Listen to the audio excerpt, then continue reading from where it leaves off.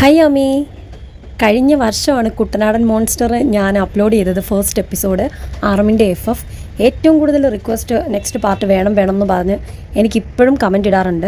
അത് ഞാൻ കൈവിട്ട കേസായിരുന്നു. കാര്യം എനിക്ക് കൂടുതൽ എഡിറ്റ് ചെയ്യാനോ എഴുതാനോ പറ്റുന്നുണ്ടായില്ല. പക്ഷേ ഇപ്പോൾ ആർമിയുടെ റിക്വസ്റ്റിനെ എനിക്ക് തള്ളിക്കളയാൻ പറ്റില്ല. അതുകൊണ്ട് ഞാൻ ആർമിൻ്റെ കുട്ടനാടൻ മോൺസ്റ്ററിൻ്റെ 2ാം ഭാഗം ഇപ്പോൾ അപ്ലോഡ് ചെയ്യാൻ പോവാണ്. അപ്പോൾ ഇതെനിക്ക് തോന്നുന്നത് നിങ്ങൾക്ക് ജിന്നപ്പാടെ ആ ഒരു നമ്മുടെ തോപ്രാംകുടി പ്രണയമില്ലേ, അതുപോലെയൊക്കെ തന്നെ നിങ്ങൾക്ക് ഇതൊരു കുട്ടനാടൻ പ്രണയമാണ്. ഇത് ഇഷ്ടപ്പെടുമെന്ന് ഞാൻ വിശ്വസിക്കുന്നു.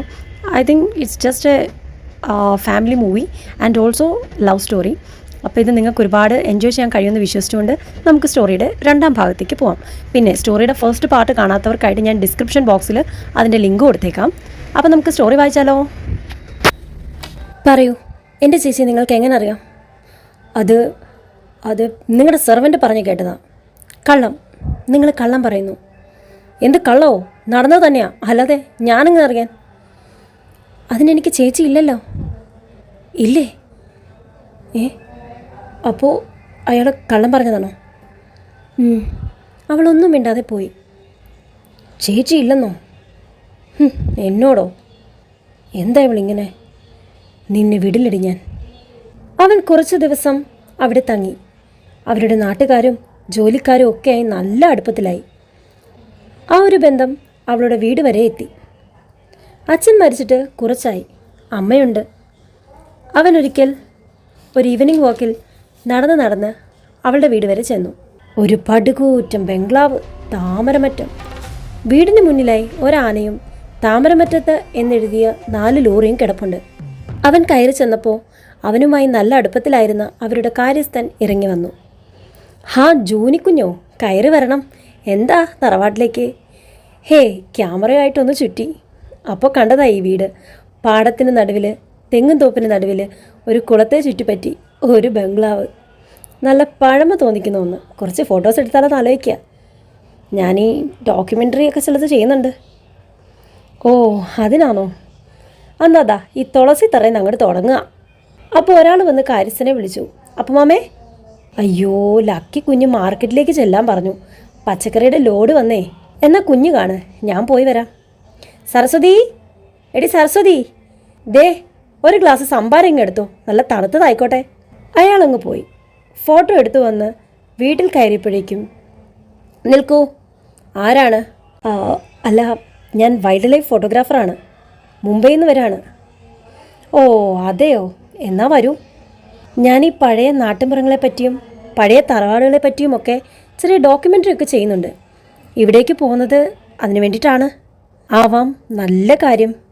തറവാടിനകത്ത് ഒരു പൂജാമുറിയുണ്ട്, അവിടെ നിന്ന് തന്നെ അങ്ങ് തുടങ്ങിക്കോളുക. എന്നാൽ സരസ്വതി, നീയും കൂടെ ചെന്നോളുക, ഞാൻ പിന്നാലെ വന്നേക്കാം. അവൻ പയ്യെ നടന്നു. അപ്പോൾ ദാ വരുന്നു ഉണ്ടക്കണ്ണ് ഉരുട്ടിക്കൊണ്ട്. ആ കണ്ണ് തന്നെയാണ് അവളുടെ ഹൈലൈറ്റ്. ഓ ഗോഡ്, എന്താ ഉണ്ടക്കണ്ണിയുടെ നോട്ടം. എന്താ ഇവിടെ ക്യാമറയും തൂക്കി വല്ല ഫാഷൻ ഷോയിൽ നടക്കുന്നുണ്ടോ? അല്ല, അതിലൊരു ചെറിയ ഡോക്യുമെൻ്ററി ചെയ്യാൻ വന്നതാ. ഓ ഇതെന്താ ഈ കയ്യിൽ? നല്ല ഭംഗിയുള്ള പോട്ട്, ഗോൾഡൻ ആണോ? അല്ല, ഡയമണ്ട്. ഓട്ടുമന്ത കണ്ടിട്ടേ ഇല്ല. ഇല്ല, നോക്കട്ടെ, ഞാനൊരു പിക്ക് എടുക്കട്ടെ, ഇതും കൊണ്ട് നിൽക്കുമോ? അവൻ അവളെ നിർത്തി 1-2 പിക്ക് എടുത്തു.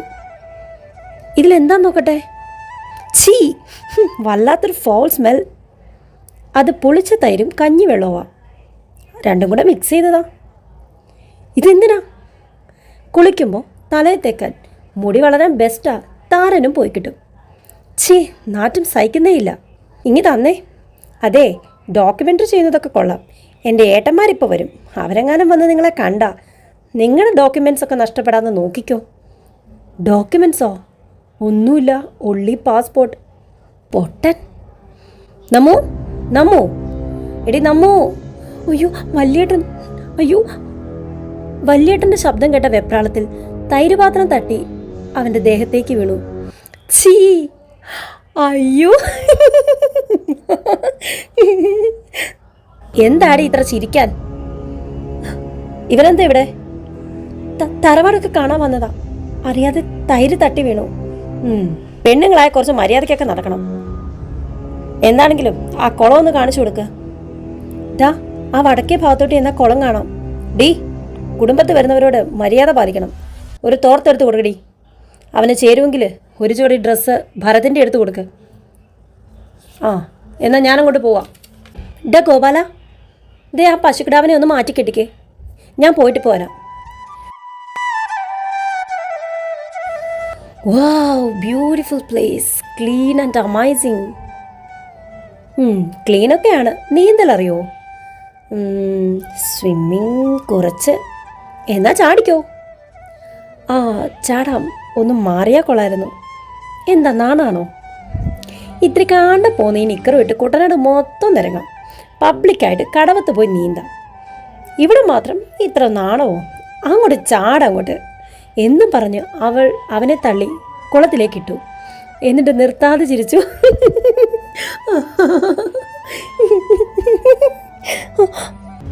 അയ്യോ, അവൾ നോക്കിയപ്പോൾ കൈകാലിട്ടടിക്കുന്ന അവനെ കണ്ടു. ഈശ്വര, നീന്തൽ അറിയില്ലായിരുന്നോ? അയ്യോ, എന്താ ചെയ്യാ? ഏട്ടാ, ഗോപാല, ഓടിവാ. ഒടുവിൽ അവൻ്റെ കൈ അവളുടെ അടുത്തേക്ക് വന്നു. അവൾ അവനെ കൈക്ക് പിടിച്ച് കയറ്റാൻ നോക്കുമ്പോഴേക്കും അവളും വെള്ളത്തിലേക്ക് വീണു. ഇരുവരും വെള്ളത്തിൽ മുങ്ങിപ്പൊങ്ങി. അപ്പോഴേക്കും അവൻ അവളെ വാരിയെടുത്തു.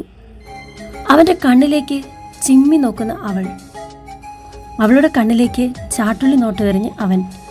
ഇരുവരും കിതയ്ക്കുന്നുണ്ട്. അവൻ്റെ കൈകൾ അവളുടെ ശരീരത്തെ മുറുകെ പിടിച്ചു. അവൻ അവളെയും എടുത്ത് കരയ്ക്ക് കയറി. അവളെ നിലത്ത് നിർത്തി. അവളുടെ കണ്ണുകൾ കലങ്ങി ചുവന്നിട്ടുണ്ടായിരുന്നു. ചുണ്ടുകൾ വിറച്ചു. മുടിയിൽ നിന്നും വെള്ളത്തുള്ളികൾ ഇറ്റു വീണു. നനഞ്ഞ് നെറ്റിയിലൊട്ടിയ അവളുടെ മുടികൾ കാണാൻ നല്ല ഭംഗിയുണ്ടായിരുന്നു. കലങ്ങിയ അവളുടെ കണ്ണുകളും ചുവന്നു തൊടുത്ത മുഖവും അവനെ ഒരു ദുർബലനാക്കി. പോയിക്കോളൂ. അവളൊന്നും മിണ്ടിയില്ല. എന്തിനും ഏതിനും മറുപടി പറയുന്ന വായാടി പെണ്ണ് ഒന്നും മിണ്ടാതിരുന്നു. അവൻ്റെ നക്ഷത്ര കണ്ണുകളിലൊന്ന് നോക്കി കണ്ണ് ചിമ്മി തലയാട്ടി. എന്നിട്ട് മനസ്സിലോർത്തു, അവൻ്റെ ഉരുക്ക് പോലുള്ള കൈകൾ കൊണ്ട് ഇടുപ്പിൽ വട്ടം പിടിച്ചപ്പോൾ എത്ര വേദന തോന്നി. മിണ്ടാതെ അവൾ കയറിപ്പോന്നു. അയ്യോ, എൻ്റെ ക്യാമറ ഇവിടെ വെച്ചെൻ്റെ ക്യാമറ എന്ത്? ഏയ് നമ്മു, എൻ്റെ ക്യാമറ കണ്ടോ? ഛേ, എൻ്റെ ക്യാമറ ഇവിടെ പോയി? പിറ്റേന്ന് വൈകുന്നേരം, എടി ഒരുമ്പട്ടോളെ, നിന്നെ ഞാൻ. എന്താ എന്താ ഏട്ടാ? എന്താ വല്യേട്ടാ? അറിയില്ലല്ലേ, വാടി ഇങ്ങോട്ട്. അവൻ അവളെ പൊതിനെ തല്ലി. എന്നാടാ? എന്തിനാ അവളെ? എന്തിനുള്ള പുറപ്പാടാ നീ? അറിയണോ? വാ, അമ്മ ഇങ്ങോട്ട് വാ. അമ്മ വാ, എല്ലാരും ഇങ്ങോട്ട് വരാൻ. അവൻ എല്ലാരുമായി ഉമ്മറത്ത് കൂടി. പെട്ടെന്ന് ജീപ്പ് വന്ന് നിർത്തി. അതിൽ നിന്നും രോക്ഷമായി കാലി തുള്ളി ഓടിയിറങ്ങിയ ലക്ഷ്മണൻ. കൊല്ലുപിടി നിന്നെ ഞാൻ. മൂദേവി, കുഞ്ഞേട്ടാ വീട്, കുഞ്ഞേട്ടാ എന്നെ അടിക്കല്ലേ. ഏട്ടാ ഏട്ടാ ഒന്ന് അടങ്ങ്, അവളെ അടിക്കാതെ വിട്. ഭരത് ഇടപെട്ടു. കൊല്ലണം അഹങ്കാരിയെ. ലക്കി, നീ അടങ്ങ്, അങ്ങോട്ട് മാറി നിൽക്ക്. നമ്മോ, നീ അകത്തേക്ക് ചെല്ല്. എടാ, നീ ഒറ്റ ഒരുത്തന ഇവളെ ലാളി ജീവിതമാക്കിയത്. നേരാ, സംഭവിച്ചു. അതിന് നമ്മൾ അവളെ തല്ലിക്കൊല്ലണോ? അതും ഈ ഉമ്മറത്ത് കിടന്ന് നാട്ടുകാരോട് അറിയണം. നമ്മുടെ മാനവും പോയി കിട്ടും. ഇപ്പോൾ അടങ്ങ്. എനിക്കറിയാം തല്ലേണ്ടത് ആരെയാന്ന്. നിന്റെ ഈ ഗുണ്ടായസൊക്കെ നിർത്തുമോ? ഇത് നീ വളർന്ന അമ്മാവൻ്റെ പൊള്ളാച്ചിയല്ല, കുട്ടനാടാ, ഗ്രാമം. കാര്യം അറിയാതെ നമ്മളവളെ തല്ലിയിട്ട് കാര്യമൊന്നുമില്ല. സത്യാവസ്ഥ അറിയണം. കാര്യം അറിയാതെ, തൻ്റെ ഭാഗത്തെ തെറ്റെന്തെന്ന് പോലും അറിയാതെ തല്ലുകൊണ്ട് നൊന്ത് കരഞ്ഞ് തളർന്ന് അവൾ ഉറങ്ങി. രാത്രി 9 മണി. അവളുടെ കാലുകളിൽ തോട്ടിപ്പടി കൊണ്ടടിച്ച പാടുകളുണ്ട്. മുഖത്താണെങ്കിൽ കൈപ്പത്തിയുടെ പാടും. അവളുടെ താടിയും കവളും ചുവന്ന് കിടക്കുകയാണ്. അവൻ ആ കാലുകളിൽ തൊട്ടു. തൻ്റെ പുന്നാരപ്പെങ്ങൾ ഇത്രയും അടി കൊണ്ടതിന് അവൻ അങ്ങേയറ്റം വേദന തോന്നി. മോളെ. ഏട്ടാ, എന്താ ഏട്ടാ എന്നെ അടിച്ചത്? വലിയേട്ടനെ ഒത്തിരി തല്ലി, കുഞ്ഞേട്ടനും.